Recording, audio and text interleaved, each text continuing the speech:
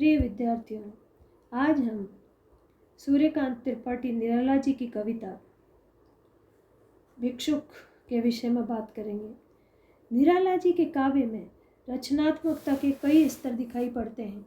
कहीं उनमें ओज है, तेज है, आत्मीयता है, आत्म साक्षात्कार है। कई आत्मा के माध्यम से जगत की प्रतीति कराते प्रतीत होते हैं और उनके काव्य में अनेक भावों की अनुभूति सुनाई देती है। निराला के काव्य में उनके निजत्व की अभिव्यक्ति के साथ साथ स्वाधीनता की चेष्टा की अभिव्यक्ति भी है। असहाय हाथों को सहारा देती उनकी करुणा तो कहीं करुणा मिश्रित गर्व भी झलकता है। प्रस्तुत कविता भिक्षुक में निराला जी ने उपेक्षित वर्ग को अपनी समस्त करुणा समर्पित की है, जिन्हें समाज व्यक्ति मानने की भी इच्छा नहीं रखता है।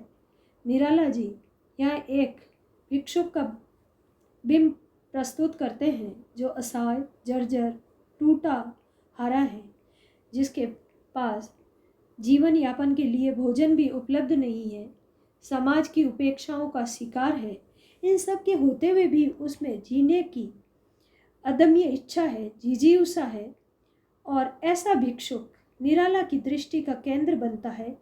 निराला उसकी इस स्थिति को देखकर विक्षुब्ध है कि एक ओर पूंजीपति वर्ग की आकाशचुंबी अट्टालिकाएं हैं और दूसरी ओर भोजन तक न मयस्सर हो पाने की स्थिति वाला भिक्षुक है। ये दशा कवि के मन में आक्रोश पैदा करती है और ऐसे ही दयनीय भिक्षुक की स्थिति का वर्णन करते हुए कहते हैं, वह आता दो टूक कलेजे के करता, पछताता पथ पर आता, पेट पीठ दोनों मिलकर है एक, चल रहा लकुटिया टेक। कि जब भिक्षुक आता हुआ दिखाई देता है, उसकी दयनीय दशा है, ऐसे लगता है कि हृदय के दो टुकड़े करती है। वह स्वयं भी अपनी इस करुणाजनक स्थिति से सबके हृदय में वेदना भर देता है। वह भिक्षुक इतना दुर्बल और कमजोर है कि उसका पेट और पीठ मिलकर एक हो गए हैं और लकड़ी को टेक कर उसके सहारे चल रहा है। मुट्ठी भर दाने को भूख मिटाने को मुंह फटी पुरानी झोली को फैलाता है और वह अपने कष्टमय जीवन को लेकर पछताता है और मुट्ठी भर अनाज के लिए, अपनी भूख को शांत करने के लिए लोगों के समक्ष अपनी फटी हुई झोली फैला रहा है।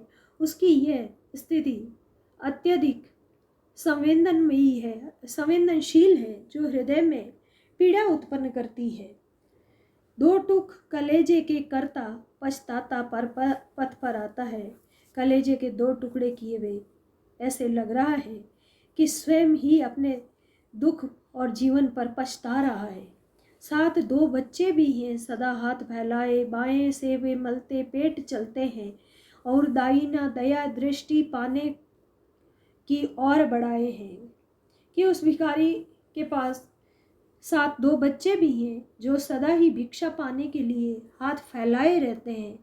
वे बाएं हाथ से अपने पेट को मलते हैं, अपने भूख से उत्पन्न वेदना को सहलाकर शांत करने का प्रयास कर रहे हैं। दायां हाथ दाताओं की दया दृष्टि और भिक्षा प्राप्त करने के लिए सामने फैलाए रहते हैं। भूख से सूख होठ जब जाते, दाता भाग्य विताता से क्या पाते, घूंट आंसुओं के पीकर रह जाते, चाट रहे झूठी पतल के कभी सड़क किनारे पर खड़े हुए और झपट लेने को उनसे कुत्ते भी हैं अड़े हुए।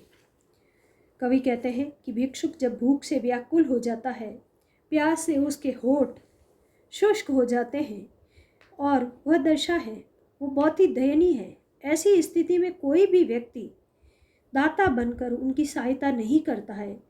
उसे बड़े बड़े लोगों से भी कुछ प्राप्त नहीं होता है।